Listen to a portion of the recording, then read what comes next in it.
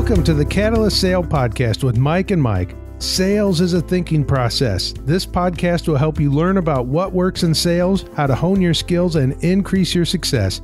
I'm your host, Jody Mayberry, and we've got an exciting guest on the show today. We've got Dan Tyre, the director at HubSpot. Mike Simmons, tell me how we ended up with Dan on the show and why he's a significant guest for Catalyst Sale. Well, I'm excited to have Dan on the show for a couple of reasons, but I'll go back to where we met. I met Dan at a local HubSpot user group meeting. And as I've had a chance to read some of Dan's stuff and look at what he's posted publicly, I just think there's a significant alignment with our audience and his content. So I think it's a great fit. Nice. I'm super excited to be here. Right. I do a lot of podcasts. I love podcasts. I find people in the Northeast listen to podcasts more than people in the Southwest. Any idea why? Probably cold weather. That's right. They're probably a little bit more depressed. They don't have as much sun. They can't get out and surf as much as we can out here in the desert. We didn't even practice that question. And you were right. They shovel snow, right? Yeah. We don't shovel snow here in Arizona, but they do in the Northeast. And so they have times to listen to podcasts. I listen to mine most often when I'm walking the dog or when I'm at the gym. I mean, those are my two spaces. Very good. So podcasts are very helpful to get like very specific information. And in our briefing meeting, you said you want to get right into the weeds, right? You want to bring the type of information that will really help people. Right. Things that people can take action with. Very good. And Mike, have a significant sales background. And what we're trying to do here today is to talk to owners of companies, like entrepreneurs and people who may be earlier in their sales career or trying to learn how to be better salespeople, especially at like the top of the funnel. Yep. You hit the mark. Okay. So two things. I had a 38-year sales career. I know I sound like your grandfather, but it's just like one of those things. But you don't look like my grandfather. Thank you very much. Thank you very much. I started in 1983. I actually sold books door to door, right, to work my way through college. And then I hit the PC revolution and worked for a company that was a startup and moved to $1.5 billion over 4 years. Incredible ride. Worked all across the country. I had started my own company. So when you're talking about working with people who are working out of their dining room or at ASU Saisong or something like that, I completely identify and understand that. That company grew. That's how I came to Phoenix, sold it to a Phoenix-based company, and we grew that company to $25 million. I was the EVP of sales.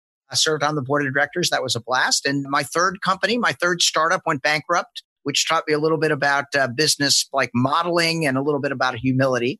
My fourth startup got bought out by Microsoft, right? That's where I met Brian Halligan, who was the vice president of sales. And my fifth startup is HubSpot. It's now traded on the New York Stock Exchange and doing very, very well. HubSpot sold in 130 countries worldwide.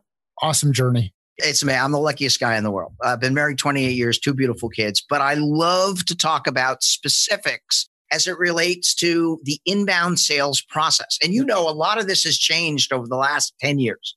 It absolutely has, both from a technology perspective, an access to information perspective. I think one of the most dangerous things about the technology is it creates a way for sales reps to accelerate bad behavior. Yep. No, it's true, right? You could use it for good. It's like Star Wars. You could use it for good or you could use it for evil, right? And there's a lost art. And what we want to talk about today is connecting at the top of the funnel. And we call it identify and connect. And the reason why I'm passionate about this subject is I speak at incubators all over the world.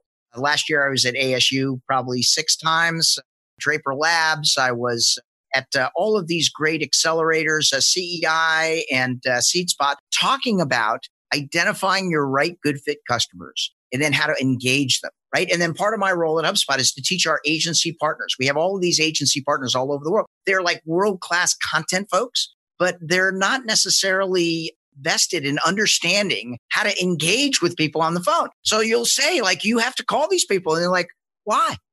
And you and I are laughing about that because have you ever sold a deal via email? Has anybody on this podcast ever sold a deal via email? You email me at dtyre@hubspot.com because I want to hear it because it doesn't happen, right? Does not happen. And so you want to identify the right good fit companies. That's the right way to do it. And then you want to start by picking up the phone and calling them, right? And some of those people that you'll know and you'll have kind of inbound leads, right? Those are a little bit easier. Some of them you might not even know, but it's still important to start that relationship. So when you pick up the phone and you make that call, where do you start? So the first thing is we call it the intro, right? And if I was calling you, Mike, the first thing I would say, Mike, this is Dan from HubSpot.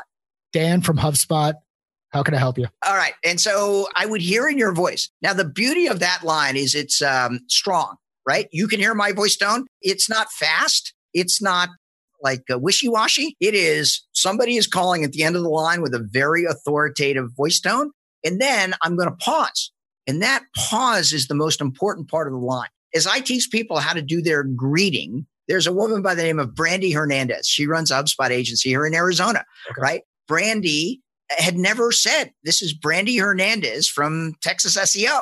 I made her do it 1,000 times. She was laughing. She was driving around in her Jeep. She drove her husband and her 2 kids crazy when she said, this is Brandy Hernandez from Texas SEO. All of a sudden, the whole call changed. She was stronger in her brain. She would wait for the person to say, okay. And you can like hear them referencing in their brain if they know you or not, right? And so the next line after that is, Mike, doesn't sound like you were expecting my call. Right. And you're like, yes. So much better than, did I catch you at a good time?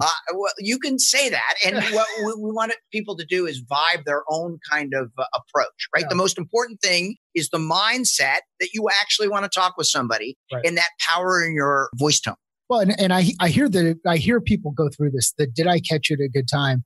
And 9 times out of 10, my response is, especially if it's people around me, I wouldn't have picked up the phone if it wasn't a good time. Ooh, I like that. So So let's be careful about the question that we're asking if we're not sure what the response is going to be. And let's not get them into a point where they say, no, you didn't catch me at a good time.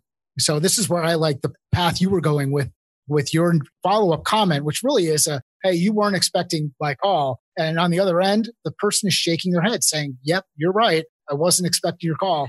Exactly. And this is where you can take it sideways a little bit, right? Everybody, no one should cold call anybody, right? What we're talking about is warm calling, right? Okay. Before I call you, Mike, I'm going to look at you on LinkedIn. And if you've got an orange pocket square and an orange tie, I'm going to know that you're a certain type of personality, right? If you're drinking from a beer hose, I can have a little bit more fun, right? And so the whole idea is I'm going to tailor my approach to who I see and what I know. And if I go, hey, you know that guy Jody up in Washington, you're going to go, yes. And I go, what is it with that guy, right? How do you know him well? Or is it just a casual acquaintance? Now, all of a sudden, we're building rapport, right? And we just quoted in a interview the other day where I had trained people that rapport isn't just small talk, right? And a rapport is very, very important, especially to a certain type of person, right? And the way we look at individuals and personas, right? We want to modify our behavior in a way in which you can engage where that person is responding to you in kind of their personality. So right now I've got all the big energy, right? You were laughing and Jody was laughing. Oh, Tyre, you're kind of laughing. I couldn't do this if somebody was very academic oriented, talked low in their voice box, and had lots of pauses. It's a good thing Jody was out of his comfort zone before we started. And what you would see is a completely different delivery of, it's not necessarily prepared. It's not an actual script. It's like a playbook. I know I want to engage with this person. I know that I want to leave a positive impression. I know that I want to help.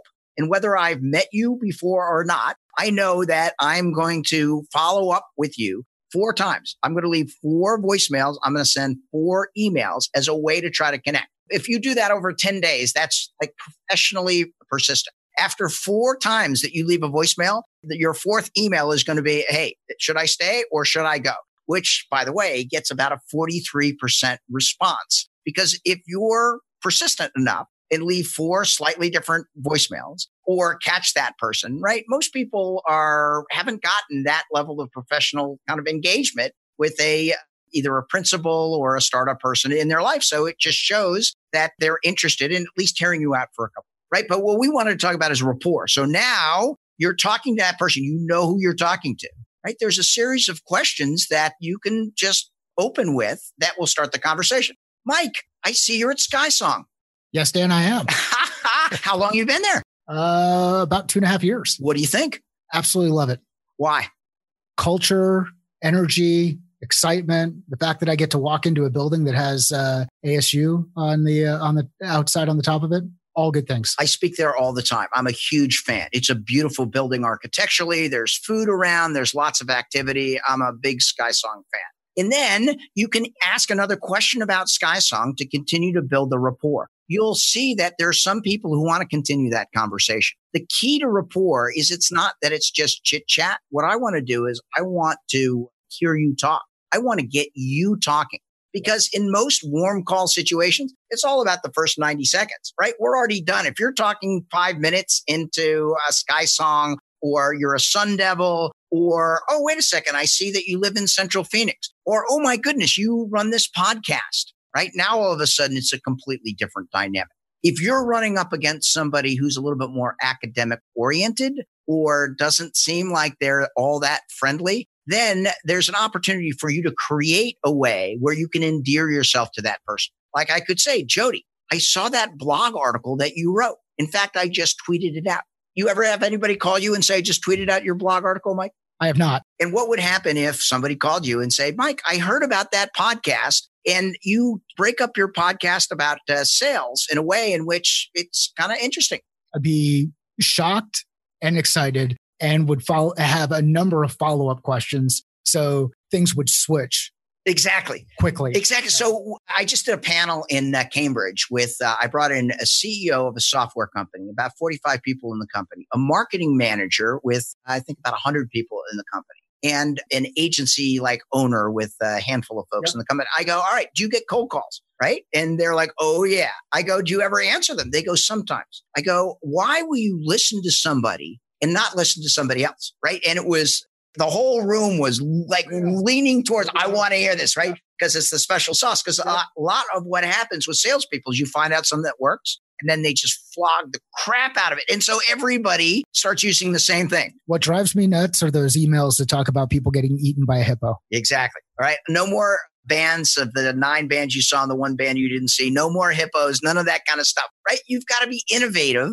You've got to be human. And building that rapport is a human kind of thing. If you can find the one thing that that person wants to talk about, it could be a shared contact. It could be a school that they went to. When I talk to people from Kansas State, it's Willie the Wildcat, right? All you got to say is Willie the Wildcat. And they're like, what? Oh, did you go to KU? And it's like, no, I didn't, but I saw you were there. And Willie the Wildcat is very, very well known. And you can obviously do that anyway. What this panel said, which was amazing, is that if you've done any research at all, right, I will talk to you. You have earned 2.5 minutes. You go, what really bothers me is the people who call and immediately say my agency or my software or my business. There's no sense of giving the buyer control, which is what you were talking about in the 2 minutes. Yep. There's no sense of having a human conversation, right? We all know B to B and B to C, right? Earlier this year, we started talking about B to H, business to human. Right. And then in the last month, we've changed it to H, right?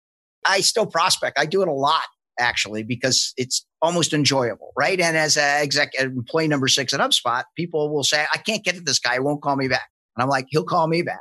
And they're like, that would be amazing. You'll pick up the phone and do it. I go, yeah, I would love to. Number one, it's an important skill. Number two, I will get a return about 86% of the time. Sometimes it's a little higher, sometimes it's a little lower. Part of it is that I'm a pretty publicly facing guy and I've got a pretty good reputation, but everybody has to kind of build that reputation. What this panel says, if you did any research, if you said, I saw on LinkedIn XXX, I was on your website. And so we fashioned this line where you can say, if the person is giving you resistance in the first 5, why are you calling, right? Where did you get my name? You're like, oh, excuse me, Mike. Let me take a step back. When I was doing research last night on your website, I found a few things. And do you have a few moments for me to share that? Yep. Right? Has anybody ever called you and said they've done research on you or your website? No. And what would happen if they did? Again, shocked, surprised, excited. And you're like, oh my goodness, this is amazing, right? And usually they're a little bit hesitant. And that's just natural, right? But if you've got strong voice tone, then you're saying that you always want to start with a positive. You always want to start with something that will compliment them on your podcast, just like we did before. You don't want to get into things that need improvement until you have 1 or 2 things. I saw that your blog, I saw that you're putting out this podcast. It looks like you have them archived very, very well. I really like the way they were categorized on the website so I could easily go to the thing that I needed help with most significantly. Now, how are those podcasts helping you to generate business? Right? Let's talk a little bit about what your goals were. How long are you doing this? What's the return on investment? Right? Because I may have some ways that I can help. My favorite question when I'm calling somebody is, Mike, how are you doing today? Today, I'm doing awesome. I'm sitting here talking to you. I'm talking to Jody. I'm recording a podcast. Had an awesome lunch with someone earlier today. Everything is great. All right. So then it's easy. I'm like, wow, I wish I was you. Man, that sounds great. Yep. The opposite is when you say, I'm fine. Right. And then I'm going to be good. Yeah, I'm good. I go, oh, doesn't sound like it. Right. Sounds like, oh, it's Wednesday. It's Wednesday, a little bit of a schlag. Right. And you just smiled. Right. Jody just smiled in Washington State. Everybody smiles. You get them to say schlag. Right. They're like, what is schlag? Right. Where did that even come from? I know.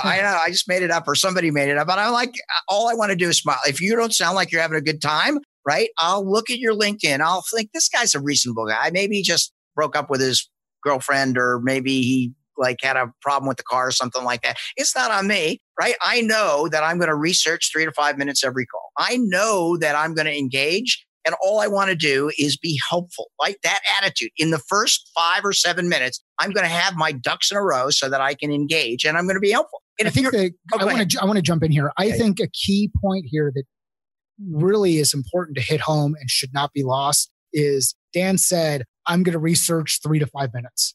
I'm going to take the time and gather information. I'm not going to spend 6 hours. I'm not going to spend 6 days. I'm not going to spend 10 weeks. This is not a way to procrastinate and delay that call that you need to make or that email that you need to send. Take the couple of minutes. And there's so much information out there that if you can't find information on the person you want to reach out to, I bet you can find information on someone who is in their circle of trust or their connection that you can reach out to and leverage that side of the connection. Very good. If you are not researching it, you don't deserve to get through to that person. You shouldn't even pick up the phone. It's exactly right. So that's the difference between cold calling. A cold call is when you're calling 100 times a day, saying the same stupid stuff all the time. You're on a robo dialer and all of a sudden Susie's there. I know. And you're talking about you, and it's usually somebody talking very, very quickly, and everybody hates that. And they've got a script that they're going through. So where's the thought in that? Exactly. What we try to teach is a professional engagement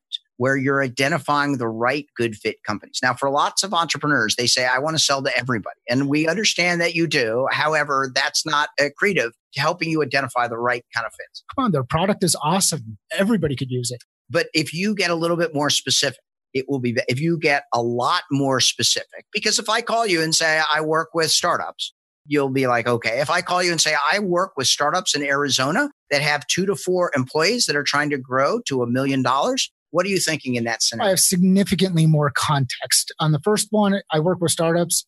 Okay, what kind of startups? What technology are you working with? Are you focused on B2C or B2B? Those are all of the quick questions that go through rather than being guided through the pieces that you know on your side I'm thinking about. This is who I work with. This is why I work with. This is what we do. Boom. But keeping it. I used to work with an old retired colonel. His guidance to me often was be bright, be brief, be gone. And this is another place where that applies. I like that. So your connect call is going to be 7 to 10 minutes, right? 75% of the people that you call, you're going to leave a voicemail. Your voicemail should be very, very specific.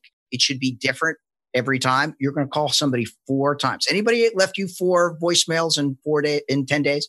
Yeah, fortunately, I've moved to the point where I just look at my Google Voice transcripts and don't listen to voicemail anymore. Yes. Lots of people are like that. Rarely will you leave 4 voicemails, send 4 emails, and that person won't call you back, especially if they're good voicemails, right? Where you're showing that research, you're showing that level of professionalism. And the last one is like, hey, should I stay or should I go? Right? I just want to be respectful, number one. Number two, the only reason I'm calling is to help, right? If you're calling to qualify in the connect call, I'll wring your neck, right? That's not the way it works, right? In the old days, right? Salespeople had all the power and you qualified on the connect call. Today, who has all the power? The buyer does.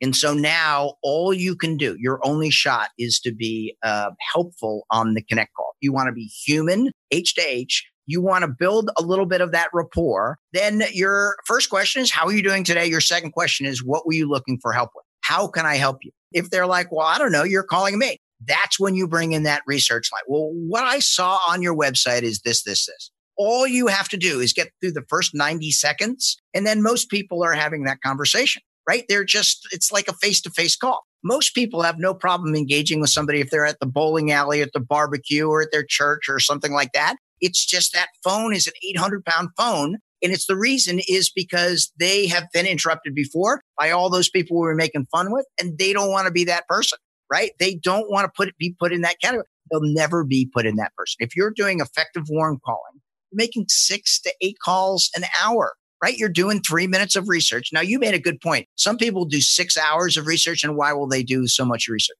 Well, so it depends on market.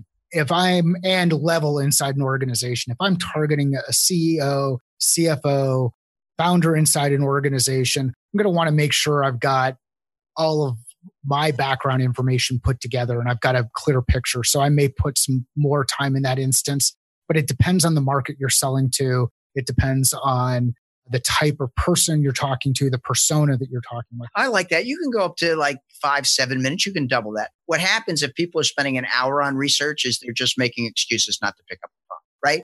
And one of the things, the advice I give to a lot of people is just practice, right? Just like Brandy was practicing her greeting, right? Then we added her practice specific lines. What were you looking for help with? And when she first started, it was a little bit rusty. And then by the end, she's got this beautiful smile on her face and you can feel the smile coming there. She's so chirpy, right? When she's talking to people, everybody's getting her call. She's going, Dan, my customers have completely changed. Everybody wants to talk to me now. I'm like, no, you changed. So now there's this greater reception. That attitude is infectious, right? It not only that is when I used to run the BDR program at HubSpot, and our BDRs, our outreach folks, used to say, no one's picking up the phone. I go, they're never going to pick up the phone with that attitude. There's 2 reasons why people don't pick up the phone. Number 1, you don't call at the right time, right? Do you know the right times to call? I don't. Okay. So early in the morning between 8:15 and 10 of 9 is the best time to connect with people, and between 4 and 6 in the afternoon. Why is that? It's because people cycle in a little bit earlier, right? They're drinking their coffee at their desk and either their phone will ring, but they're not in a meeting, so they'll pick up, or they've finished for the day, right? And they're doing their emails or checking out or sending back correspondence or something at the end of the day. They're much more likely to get through in those 2 areas. Do you find a similar time frame for email? Do you guys it's a little bit different for email. With email, we have a lot better statistics, right? And so that you can, if you're using HubSpot or other marketing automation software, that will give you predictive analytics of the best time to send the email so that people open it, right? That becomes a little bit more measurable in a way in which you know the best time to send out the supporting documentation. Awesome. And then it's just like an algorithm. Then I like calling people early in the morning because they haven't been like hit with the day. At the end of the day, they've got a little bit more time, but sometimes they're not quite as fresh, right? If they come in a little bit late, I want to be their red dot. I want them to hear my voice tone, even if it's not the high energy voice tone. And I'm going to reference the fact that I've called multiple times. So it's my voicemail is, Mike, I saw that you came to the website.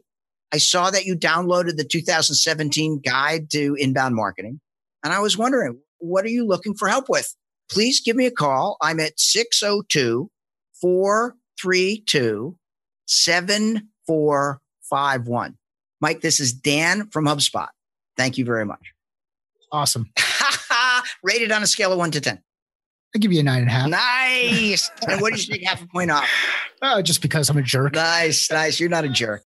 Obviously, that's like 10 years of calling. There's a couple of keys here. Number 1, I don't say, Mike, this is Dan Tyre from HubSpot. I bring that all the way in the back. You don't care who I am. And second of all, I'm being fairly pronounced. I'm like Mike, right? That voice tone. In confidence. Very much confidence. And then I'm essentially moving from a playbook, right? That I many times have written out there, but it doesn't sound like I'm reading it, right? I don't have any script in front of me. It's not on my Evernote. It's something that I've done, but it doesn't sound like it's the first time I'm doing it. Right. It doesn't sound like I'm reading it. It sounds like I'm trying to get in touch with you, right? I'm referencing how I can help you, right? And then I'm just saying my phone number once, but slow enough. I'm envisioning you may want to like write it down and call me back. Yeah, how many times do you get those voicemails where someone repeats their phone number 2 or 3 times? 100 times. And then they say, have a good day. Yeah. Right. But the way they say it is like the guy who's washing your car in the driveway. It's not another executive to executive. Would you like fries with that? Exactly. What I want to do is I want them to understand this is a professional that's trying to engage. I'm a thank you very much. Right. It's a great way to end the call. It provides closure. It's respectful. It is non-controversial and gotten a very good response. Now, other people will use different ways to close the call, and you have to find what's authentic for you. You've got to find your own voice. That's right. Some people will say, hey, Mike, right? I'm not a hey, Mike kind of guy. I'm a Mike, right? Some people will say, hello, Mike, right? Some people will use whatever greeting that they want. Some people will use your full name, hi, Michael Simmons or whatever, and you just have to find kind of what works for you. The statistics say that most people won't call you back, right? We have a person that we worked with, Curtis. Curtis has this big, deep voice. Curtis was amazing. He had more than 50% of the people call him back, right? Because his voice tone was just like so strong. For me, I'll get about 5, maybe 4% callbacks, and everybody else will send the email. Right? Because it's asynchronous, it's just a little easier. But almost 90% of the people will respond in some fashion, right? And I was just looking at the statistics today. Even though it's an interruption call, 40% of executives would prefer that somebody starts that relationship over the phone, right? They want somebody to call them, right? Almost half want that kind of, but hardly anybody does it. And very few people do it with a high level of respect and capability. So once we get to that point where we've built up that initial rapport, we've got somebody engaged. So then I want to ask the question. I want to ask, what were you looking for help with if it's an inbound lead, or how can I help you? Well, but I mean, even beyond that. So let's say we've already gotten through that piece. One of the things that we've talked about before with Catalyst sale, qualification is extremely important. Yep. But I know based on the work that you've done before, you would say that there's a time and a place for qualification. You never qualify on the Connect call. All you want to do is you say, I'm Mike Simmons. I want to help. Mike, there's a gazillion. Exactly. There's just on your podcast alone, there's a gazillion things that you can help people with. That's all you're doing on the Connect call, right? The Connect call used to be a way to qualify because you did all of the kind of stuff in the sales process. Today, the more people you touch and you say, I'm Mike Simmons, I'm here to help. Right. First of all, it's a little less hard to get ticked off about that because that's a nice thing to say. Second of all, that's the way you want to start a relationship. Third of all, if you've done research and you can say, no, Tyre, I can help you because you're a $300 million software company growing 40% a year or something like that, then I'm like, wow, this guy did his research. This guy may be able to help me. I'm more inclined to assist. I'm going to listen. Nice. Exactly. That's all I want. The transition is typically then from a Connect call to either a discovery or what we call an exploratory call.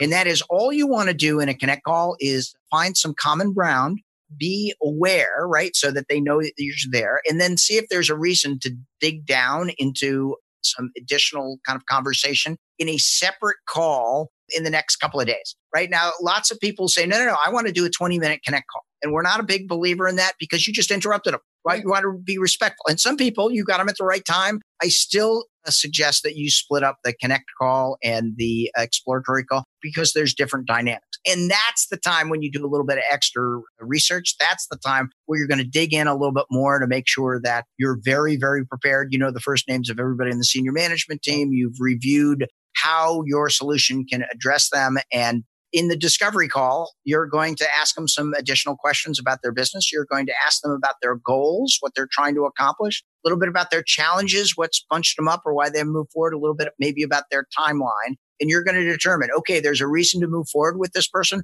or no, they're just in education mode. I'm glad I talked with you. We're not quite ready to do business with. But the age of 2017, you're starting relationships sometimes years before people are ready to buy, right? You've got to play the long game. Exactly right. And so if you're like qualifying on the Connect call, you're doing it wrong, right? You're saying, I need business now. And they're like, I don't care. I'm not ready for that. If you're saying I'm a helpful person, right? The great thing you were talking about, the difference between good and bad is that gets your reputation precedes itself, right? Yep.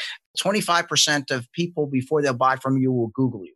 Right. And if you're all over social media and people are saying that this guy's great, he understands, he's listening to me, he understands my needs, he's making recommendations. Now all of a sudden you'll start getting those comebackers. More and more people will say, oh, I remember talking to you. I think it was like 2014. I'm not quite sure, but you're the guy with all the podcasts. And you're like, yeah.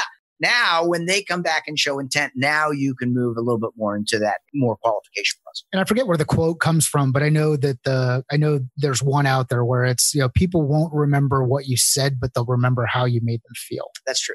The key in 2017, I was just speaking in Southern California to 300 tool and die people and from the middle of the United States. These are the nicest people in the world. If you ever walk to their shop and says, show me your machinery, right? They would spend 3 hours telling you everything about their machinery. I mean, these are the nicest guys. They bowl, they hunt, they do all this great stuff. They totally miss that the right time to start that relationship is a year before somebody starts buying. Right? They're so used to that qualification process that you were talking about. We're going, no. You've got to tell people about your machinery and how you can help, like way before when they're in education mode. And they're like, why? And go, because that's when you're going to make the short list. That's when they're going to decide whether you're the type of human being, the type of company that they want to do business with. It's actually what I'm speaking about today in the age of much more competition. Do you think there's more competition or less competition in business today? Significantly more competition and a lot of noise. Why is there more competition?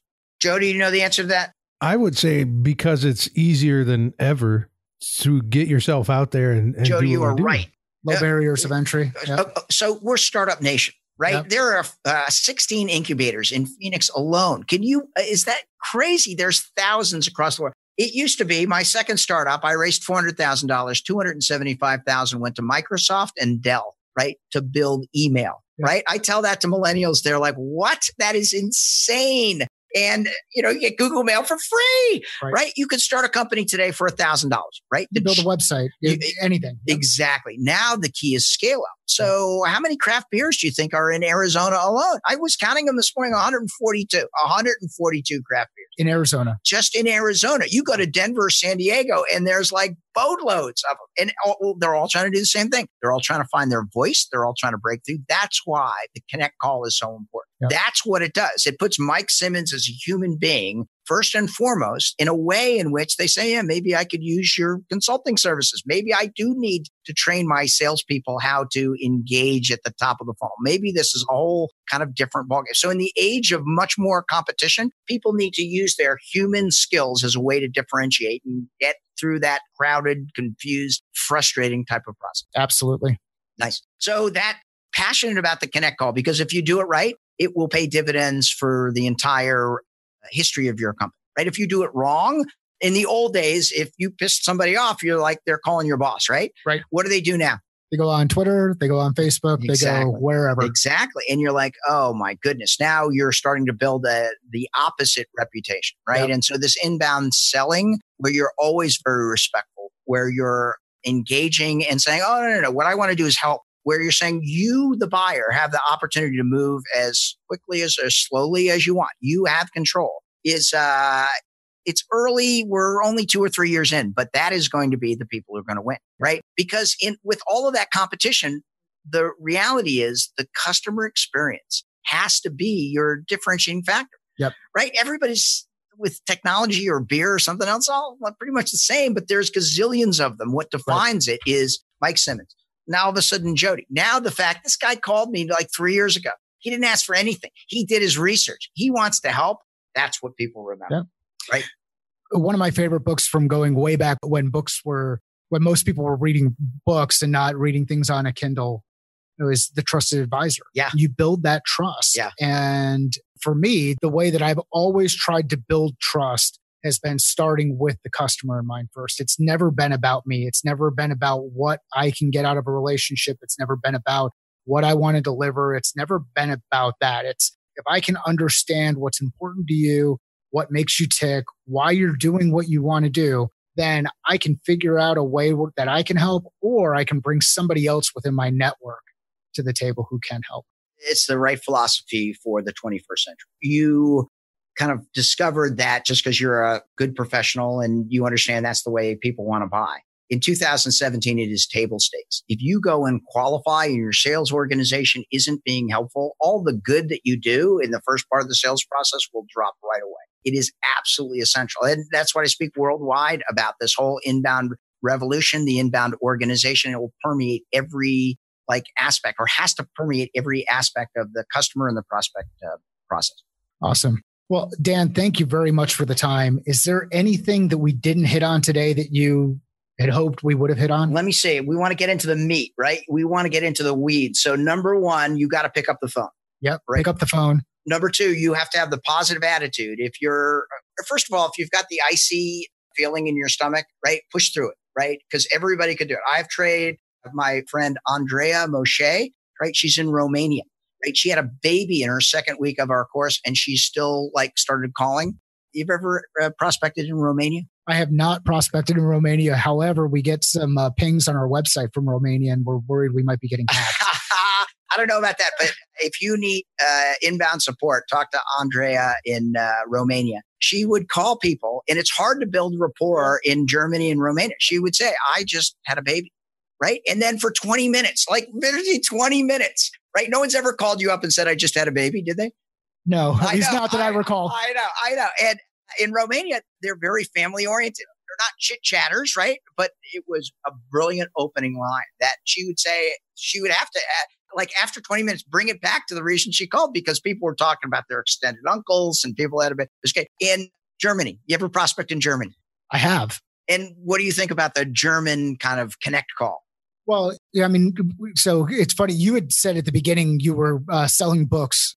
One of the companies I was at previously, we sold a subscription to books, a book subscription product. And the challenge we ran into in Germany was the perception of wanting to own content rather than licensed content. They didn't want to be held under some kind of licensing agreement with somebody else. So we ran into in those instances, we knew that was a challenge. So as far as the connect call, I struggle to remember a specific instance. I can't tell you that it would be any different than what we're talking about right now, but I don't know. Their version of Rapport is a little bit different. They're very, very serious. Now, it's really hard to generalize, and it's a little bit different, but we've tested some of these theories all over the world. Right? Turns out this guy, Patrick Schultz, when you ask somebody, how are you doing? That is hilarious in German. No one asks, how are you doing? Right? Why is that? I don't know. Funny? I don't know. But in German, people would laugh. This guy set 11 exploratory calls in 1 week. He goes, Dan, no one ever asked people on the phone, how are you doing? So they would ask him, and they would all laugh like that. Like, you're insane or you're crazy or something. I'm hearing know your audience. It's a very, very good thing. So then Patrick, who is an engineer by trade, right? We were working together because he's an engineer and he has to build a pipeline, would deliver this message, get a very, very positive response. And then he started expecting it, right? Then he lost all the fear. And the great part of working in this program of teaching people how to identify connect is, number one, you identify the good fit customers. If you're working with startups and you're calling Avnet, that's not going to work. Right? You identify the nichier, the better. Even if there's only 300 people in the world who do that, right? You want to own a bigger market share of that identified account. Then you want the attributes that describe them. Then you want a positive attitude, and then you want to call them up. And doesn't matter what your accent is. It doesn't matter what your voice tone is. Doesn't matter if you got big energy. In fact, the data now says that introverts are more trusted than people with the energy that I'm using right now. So you've got introverts make great salespeople in 2017 because they're delivering the lines. They typically are better active listeners. Yep. There's that better sense of trust. This guy or woman sounds very smart. We want to make sure that we're listening to her. And a couple of open questions like, tell me a little bit more about that, or that's interesting, or why does it work like that, or how long you've been doing like that. Now all of a sudden you're getting into a good pattern. Right? First question, the greeting, practice your greeting, right? This is Mike Simmons from name of your company. Yep. Pause. And then, how are you doing today? Right? Then address that resistance. That's the third part. Doesn't look like you were expecting my call. Yep. The reason I'm calling today is when I was researching last night, I came across your website and have some thoughts. You have a few moments I could share that. It's not minutes, it's moments, because you don't want to be disingenuous. In 90% of the cases, people say, yes, go ahead, because you've got that research. 10% they say, not right now, right? They're going on stage or something like that. And in that case, you're like, all right, when can I call you again? Awesome. Right? All I'm trying to do is help. All I want to do is no qualifying. I'll reach right through the microphone and throttle you if you ever qualify on the Connect Call. It's not to be done, Jody. Not hear rumors. No rumors. You won't be hearing rumors about me, Dan. I'm listening. And so there is a HubSpot makes the inbound sales certification available for free. Yep. Right. And so people could go just Google inside sales certification HubSpot. You'll go there and there's 2.5 hours. You'll hear me present essentially some of this information. You can get inbound sales certified, right? We strongly recommend for the entrepreneurs and the people who are in their sales process. If they're early in their sales process, it's great. If they're trying to make the leap from like traditional consultative selling over to inbound sales, it's a great way to do it as well. Right. And thousands of people a week are downloading our free certifications. And it's a great way to get a little bit more detail. And I can speak to the content. We've gone through the HubSpot certification on the marketing side. We are a HubSpot client on that side. And there is not only great content, but a really good, great structured programs or academies that they have in place to help support those certifications. Very good. And can I give you a plug for all the great stuff that I saw on your website? Sure. Right. This podcast is great. Right? Even if you're not shoveling snow in the Northeast, right? Thank you. If you're like lounging out in the backyard and watching the kids in the pool, right? We want to make sure that you're listening and stuff. Is very, very good information, especially if you're an entrepreneur, just learning sales. Anybody can learn something. Selling is human. My buddy is human. Daniel Pink, right? Daniel Pink has a book, To Sell is Human, right? And it talks about we are buying or selling every minute of every day. So everybody should understand these concepts. No one should feel like they're cold calling, right? You're warm calling, you're doing the research. And if you need a little bit of help, call Mike Simmons. Awesome. Man. That was great, Jody. Thanks for coming in from Washington State. It was a blast. I'll be on any of your podcasts anytime you want. Well, Dan, you are tremendous. As we wind down here, I know you're infectious. So I know people are going to want to find out more about you. Where can they do that?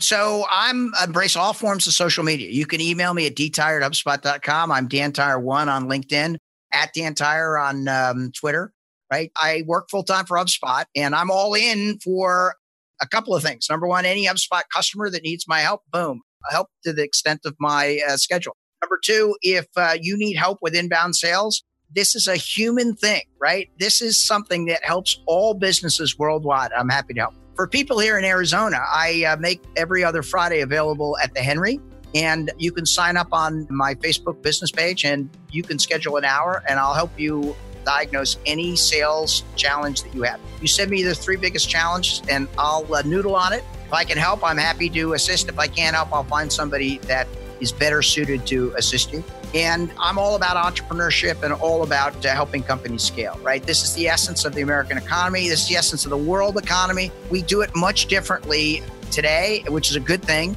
and happy to assist and help people as they're scaling their business. Well, thank you, Dan. This was a great episode, and thank you for listening to the Catalyst Sale Podcast.